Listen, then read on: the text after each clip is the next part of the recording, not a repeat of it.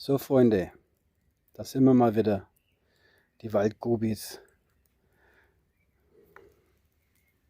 Ja, Servus! es ist auch dabei. Lange nicht mehr gesehen. Wir sitzen hier und chillen, schauen aufs Lagerfeuer. Wir haben gerade gegrillt und das alles nach einer Motorradtour vom Allerfeinsten. Die anderen ratschen unten noch in der Terrasse.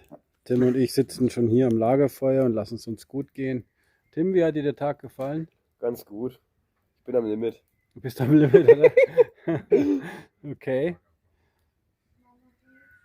Witzig ist, die verstehen das jetzt gar nicht. Das ist was für Insider, ne? Ja. Ja, genau.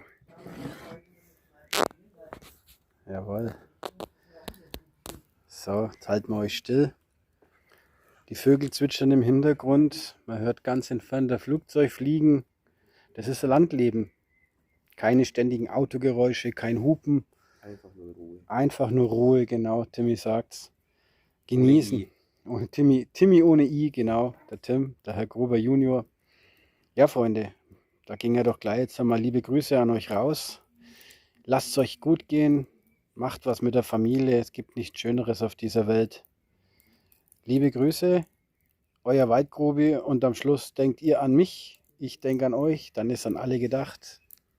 Bis demnächst. Ciao. Ciao.